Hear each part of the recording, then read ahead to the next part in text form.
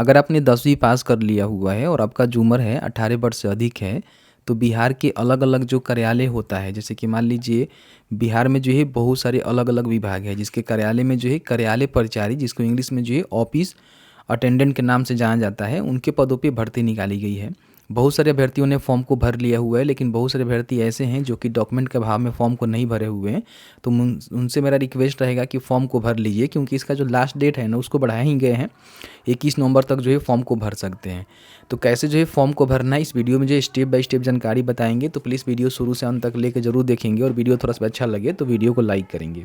अभी आप यहाँ पर देख रहे हैं कि लगभग जो है अलग अलग जो विभाग का कार्यालय होता है, वहाँ पे कार्यालय परिचारी और कार्यालय परिचारी विशिष्ट के पदों पे भर्ती निकाली गई है। ठीक है, टोटल हम भर्ती की बात करें तो लगभग जो है 37+ पदों पे भर्ती निकाली गई है। अभी तक आपने फॉर्म को नहीं भरा हुआ है तो मेरा रिकमेंडेशन रहेगा कि आप फॉर्म को भर लीजिए। ठीक है, जिसमें से 1216 जो पोस्ट है ना वो महिलाओं के लिए रखी गई है। ठीक है, इसमें क्वालिफिकेशन सिर्फ मैट्रिक पास है तो फॉर्म को भर सकते हैं। उम्र सीमा आपका कम से कम जो है 18 वर्ष होनी चाहिए, 1/8/2025 को। और अपर एज की हम बात करें तो कोई आरक्षित पुरुष है तो 37 वर्ष, महिला है तो 40 वर्ष, BC महिला 40 वर्ष, और SC ST पुरुष महिला यहाँ पे 42 वर्ष रहेगा उम्र, तो फॉर्म को भर सकते हैं। ठीक है, तो फॉर्म भरने से पहले ध्यान रखिएगा कि इसमें जो आपका प्री और मेंस एग्जाम होता है, तो प्री आपको देना होगा, उसके बाद मेंस देना होगा, जिसके बाद ये भर्ती हो जाएगी कंप्लीट, और आपका भर्ती कहीं ना कहीं समझिए कि एक पदों पे हो जाएगी। ठीक है, इसमें सैलरी भी आपको अच्छा खासा मिलेगा, सबके सामने जो आपको देखने को मिलेगा कौन से लेवल का जो है सैलरी आपको देखने को मिलेगा, तो इसको जरूर चेकआउट कर लीजिएगा। बाकी नोटिफिकेशन के रिगार्डिंग हमने जानकारी दे दिया कि क्या कुछ भर्ती है। इसका जो अंतिम तिथि है ना 26/9 तक ही रखे गए थे, लेकिन फिर इसको यहाँ पर बढ़ाया गया है। ठीक है, क्या करना है कि आपको जो है शिक्षाबिंदु.com सर्च करना है, तो फर्स्ट में शिक्षाबिंदु.com का ऑफिशियल वेबसाइट देखने को मिलेगा। यहाँ पे आपको लिखना है ऑफिस अटेंडेंट। ठीक है, लिखने को मिलेगा कार्यालय परिचारी, या फिर आप यूँ कह लें कि ऑफिस अटेंडेंट के नाम से भी इसको जानते हैं, तो अपने हिसाब से इसको देख लीजिएगा। ठीक है, अब यहाँ पे इनके ऑफिशियल वेबसाइट पे जाएंगे, 21/11/2025 तक कर दिया गया है, और एप्लीकेशन फॉर्म जो है 24/11/2025 तक आप भर सकते हैं। ठीक है, 25/8 को ये आपका शुरू हुआ था, जैसे कि यहाँ पे नोटिफिकेशन में देखेंगे तो इसकी जानकारी यहाँ पे बताई गई थी। देखिए 25/8 को शुरू हुआ था, 26/9 तक इसका लास्ट डेट था, लेकिन अभी आप देखेंगे तो इसका जो डेट है ना वो यहाँ पे 21/11 तक कर दिया गया है, तो 21/11 से पहले अपना फॉर्म भर सकते हैं। ठीक है, फॉर्म भरने के लिए सबसे पहले रजिस्ट्रेशन के बटन पर क्लिक करके आपको जो है फॉर्म को भरना होता है। अच्छा, फॉर्म कैसे भरना है उसकी पूरी जानकारी बताएंगे, लेकिन उससे पहले मान लीजिए कहीं ना कहीं इसका फॉर्म भर रहे हैं ना, तो इसका जो प्री एग्जाम होता है ना उसकी तैयारी भी आपको करनी चाहिए। अभी जो इस सक्सूस के द्वारा एक बहुत ही बेस्ट बुक जारी किया गया है, जिसके माध्यम से कार्यालय परिचारी के पदों पे जो प्रारंभिक परीक्षा होने वाले हैं ना उसकी तैयारी आप कर सकते हैं, जिसमें जो भी इसका पैटर्न है उसके आधार पे इसको डिज़ाइन किया गया है, जिसमें आपको 25+ जो है बहुविकल्पीय प्रश्न देखने को मिलेगा, 2 जो है सॉल्व पेपर आपको देखने को मिलेगा, और 20 जो है प्रैक्टिस सेट आपको देखने को मिलेगा। आप इसको बड़ी आसानी से घर बैठे ऑनलाइन ही खरीद सकते हैं, लिंक हमने दिया हुआ है, जहाँ से क्लिक करके खरीद के अपना जो तैयारी है ना उसको यहाँ पे बेहतर कर सकते हैं, क्योंकि जब भी इसका प्री एग्ज़ाम आपका होगा उसकी कहीं ना कहीं एग्जाम में आपकी मदद करने वाला है, तो इसको जरूर खरीद लीजिएगा, लिंक मैंने दे दिया हुआ है। ठीक है, अब यहाँ पे फॉर्म भरने के लिए जैसे ही क्लिक करेंगे तो यहाँ पे आपके सामने इस तरह से देखेंगे तो सारे जानकारी यहाँ पे फिलअप करने को आ जाएगा, जिसमें सबसे पहले एप्लीकेंट का जो नेम है ना वो मैट्रिक के सर्टिफिकेट के अनुसार आपको लिखना है। यहाँ पे उनका जेंडर बताना है कि मेल है कि फीमेल है। अगर आप बिहार से हैं तो यहाँ पे यस करके जो भी रिजर्वेशन का बेनिफिट है जिस भी कैटेगरी से हैं, जैसे कि BC SC ST, उसका प्रमाण पत्र देकर इसका बेनिफिट ले सकते हैं। अगर आप अदर स्टेट से हैं तो नो करके अपने स्टेट के अकॉर्डिंग फॉर्म को भर सकते हैं, लेकिन ध्यान रखिएगा सीधे आप जनरल में जाएंगे, किसी प्रकार की कोई भी रिजर्वेशन का बेनिफिट नहीं मिलेगा। ठीक है, जैसे कि मान लीजिए हम EBC का सिलेक्शन कर रहे हैं तो यहाँ पे हम जाति बताएंगे, आप क्रीमी लेयर से आ रहे हैं कि नहीं आ रहे हैं वो बताएंगे। अगर आपका पारिवारिक जो आय है 8 लाख रुपया से कम है तो NCL में आएंगे, नहीं है तो नहीं आएंगे। ठीक है, अगर आप विकलांग है तो यहाँ बता सकते हैं। अगर आप मान लीजिए यहाँ पे भूतपूर्व सैनिक है तो वो बता सकते हैं। अगर मान लीजिए आप NCC कैडेट या फिर इंस्ट्रक्टर रह चुके हैं तो यहाँ पे बता सकते हैं, नहीं तो यहाँ पे सीधे नो करेंगे, मतलब कि नहीं है तो नो ही करिएगा। ठीक है, फिर यहाँ पे मान लीजिए बिहार सरकार के कर्मचारी हैं जिन्होंने कम से कम 3 साल नियमित एवं लगातार सेवा की है, तो आप यहाँ पे बता सकते हैं आपको बेनिफिट मिलेगा, नहीं तो नो करेंगे। उसके बाद यहाँ पूछ रहा है कि 12/12/2022 के बाद बिहार कर्मचारी चयन आयोग की परीक्षाओं में प्रयासों की संख्या आपकी कितनी है, तो अगर आपका है तो बता सकते हैं, नहीं तो नो करेंगे। ठीक है, बिहार सरकार के विज्ञापन उल्लेखित पदों में से किसी एक पद पर संविदा में आप नियोजित हैं तो बता सकते हैं, नहीं तो नो करेंगे। उसके बाद यहाँ पूछ रहा है कि 22/1/2021 के आलोक में एकरनामा आपने लिया हुआ है, अगर इस प्रकार के जॉब में हैं तो, नहीं तो इसको छोड़ सकते हैं। यहाँ पे एक मोबाइल नंबर, उस मोबाइल नंबर को कंफर्म करेंगे, ईमेल आईडी को डालेंगे, उस ईमेल आईडी को कंफर्म करेंगे जो आपके पास होनी चाहिए। डेट ऑफ बर्थ, मैट्रिक के सर्टिफिकेट पर जो भी आपका डेट ऑफ बर्थ है ना, उसके हिसाब से डेट ऑफ बर्थ की सिलेक्शन यहाँ पे करेंगे, ठीक है। कैप्चा को फिल करेंगे, सेव एंड कंटिन्यू के बटन पर क्लिक करेंगे।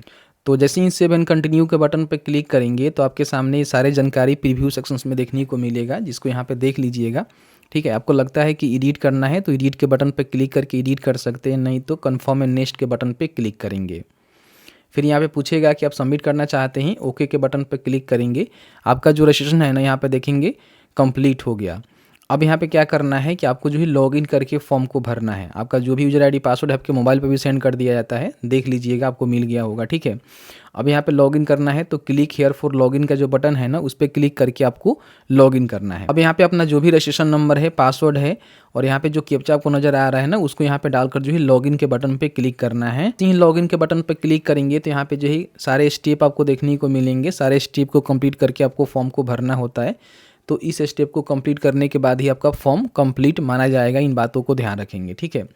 सबसे पहले यहाँ पे पर्सनल डिटेल्स में अपना जो भी इंफॉर्मेशन है, जैसे कि एप्लीकेंट का नेम आपने डाल ही दिया हुआ है, उनके फादर मदर का नेम को लिखेंगे। डोमिसाइल सर्टिफिकेट का जो तिथि है वो आपको बताना है कि आपका डोमिसाइल सर्टिफिकेट जो है कब का बना हुआ है। डोमिसाइल सर्टिफिकेट नंबर आपको देना होगा, मतलब कि निवास की, और कौन से कंपोनेंट अथॉरिटी से आपने इसको बनवाया हुआ है। जैसे कि मेरा देखेंगे तो यहाँ पे RO लेवल से बना हुआ है, तो मैं RO लेवल ही बताऊँगा, ठीक है। फिर यहाँ पे अपना कास्ट जो सिलेक्ट किया हुआ है ना, उसमें अपना जो भी, मान लीजिए आप BC हैं तो जाति प्रमाण पत्र, सॉरी NCL प्रमाण पत्र, और SC ST हैं तो जाति प्रमाण पत्र, अगर आप EWS हैं तो EWS प्रमाण पत्र आपको देना पड़ेगा।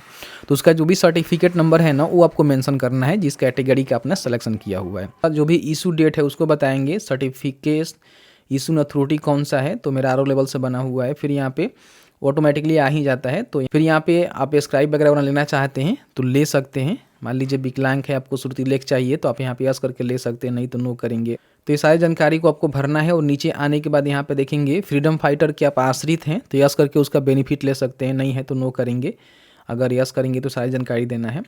आपके पास इंडियन सेलेक्ट करने के बाद जो एक आधार कार्ड नंबर आपको देना होगा। आईडी प्रूफ में भी आधार कार्ड नंबर आप यहाँ पे दे सकते हैं। आपके पास आधार कार्ड है तो आधार कार्ड का सिलेक्शन करके आधार कार्ड नंबर को यहाँ पे लिखेंगे, या फिर और भी कई सारे आईडी है जिसको दे सकते हैं।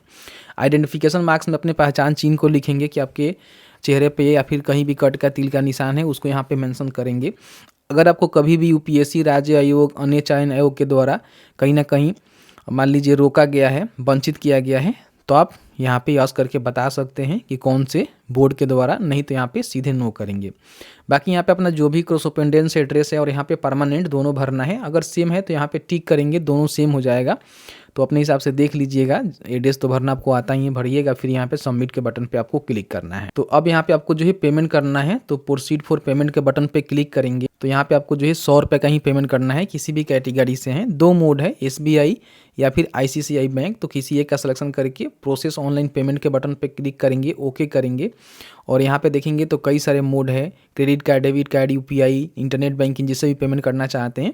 जैसे कि मैं QR कोड से करना चाहता हूँ तो यहाँ पे QR कोड से पेमेंट डन करेंगे। तो जैसे ही आपका पेमेंट यहाँ पे डन हो जाएगा तो आपको देखने को मिलेगा कि आपका जो पेमेंट है ना, वो यहाँ पे डन हो चुका है। अब यहाँ पे एजुकेशनल डिटेल्स आपको भरना है, तो इस पर क्लिक करेंगे तो आपके सामने इस तरह से इंटरफेस आपको देखने को मिलेगा, जिसमें 10th का जो भी सब्जेक्ट है वो आपको बताना होगा, ठीक है। फिर अपना बोर्ड, टोटल मार्क्स, कितना मार्क्स आप लाए हैं, परसेंटेज कितना है, सर्टिफिकेट नंबर या फिर मार्कशीट नंबर यहाँ पे आपको देना होता है। और सर्टिफिकेट इशू या फिर मार्कशीट इशू डेट भी आपको देना पड़ता है। तो दोनों जानकारी यहाँ पे आपको भरना है। और भरने के बाद यहाँ पे सबमिट के बटन पे क्लिक करेंगे। सबमिट के बटन पे क्लिक करेंगे, प्रीव्यू देखने को मिलेगा। फिर यहाँ पे सेव एंड नेक्स्ट के बटन पे आपको क्लिक करना है। अब यहाँ पे आपको जो है फोटो और सिग्नेचर अपलोड करना है। तो सबसे पहले यहाँ पे फोटोग्राफ अपलोड करना है, जो कि इतना डायमेंशन में होनी चाहिए, 1 मंथ से ज़्यादा पुराना नहीं होनी चाहिए, 20 से लेकर जो है 50 KB के बीच में होनी चाहिए। बाकी यहाँ पे इंग्लिश में सिग्नेचर और यहाँ पे हिंदी में जो कि 10 से लेकर 20 KB के बीच में, और डायमेंशन भी आप यहाँ पे देख सकते हैं। तो आराम से imresizer.com से इसको बना लीजिएगा और चूज फाइल के बटन पर क्लिक करके आपको फोटो सिग्नेचर को अपलोड कर देना है। इस तरह से आपका फोटो सिग्नेचर अपलोड हो जाता है। अगर आपने कुछ गलती कर दिया हुआ है तो दोबारा भी अपलोड कर सकते हैं, नहीं तो यहाँ पे नीचे आपको देखने को मिलेगा सेव एंड नेक्स्ट, इस पर आपको क्लिक करना है। अब यहाँ पे आपको जो है लाइव फोटो क्लिक करना है। ध्यान रखिएगा, आप जो भी कंप्यूटर यूज कर रहे हैं ना, उसमें कहीं ना कहीं आपका जो है कैमरा होना चाहिए। अगर कैमरा नहीं है तो फिर यहाँ पे फ़ोटो आप क्लिक नहीं कर पाएंगे, तो मोबाइल से लॉगिन करके अपना जो फ़ोटो है ना उसको क्लिक करना है। इस तरह से देखेंगे तो आपका जो फेस है ना कैमरा में आएगा, जो कि सिंगल बैकग्राउंड के साथ अपना जो फ़ोटो है ना उसको यहाँ पे टेक कर लेना है। अब इस तरह से देखेंगे आपका फ़ोटो टेक हो जाएगा। ध्यान रखिएगा साफ़ सुथरा फ़ोटो होनी चाहिए, पीछे सिंगल बैकग्राउंड होनी चाहिए, अच्छी ढंग से फ़ोटो आपकी आनी चाहिए, ठीक है। तो इस तरह से फ़ोटो को आप यहाँ पे क्लिक करेंगे और यहाँ पे देखेंगे तो आपके सामने आएगा कि आप फिर दोबारा भी चाहें तो गलती कर दिया हुआ है तो अपलोड कर सकते हैं। आप करना चाहते हैं तो अगर रीटेक लेना चाहते हैं तो ले सकते हैं, नहीं तो छोड़ देंगे। और उसके बाद क्या करना है कि यहाँ पे आपको टिक करना है, और टिक करने के बाद यहाँ पे फाइनल सबमिट के बटन पर क्लिक करके ओके करेंगे तो इस तरह से आपका जो फॉर्म है ना वो फाइनल सबमिट हो जाता है।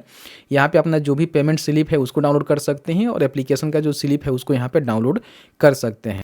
तो अभी तक आपने फॉर्म को नहीं भरा था तो फॉर्म को भर लीजिए। 21/11 तक जो है फॉर्म फिलअप हो रहा है, क्योंकि इसका जो अंतिम तिथि है ना उसको यहाँ पे बढ़ाए गए हैं। और आपको बता दें कि लेवल 1 के तहत आपको सैलरी मिलेगा, और कई सारे अलग अलग विभाग है जिसमें कार्यालय परिचारी यानी कि ऑफिस अटेंडेंट, जिनको आप एक तरह का समझिए कि आदेशपाल कह सकते हैं या फिर प्यून कह सकते हैं, इसके पदों पे भर्ती है। अच्छा खासा पोस्ट आपका रहने वाला है। ऐसी इंफॉर्मेटिव वीडियो देखने के लिए अभी तक आपने में फॉलो नहीं किया है तो फॉलो कर लीजिए, इस वीडियो को शेयर जरूर कर दीजिए।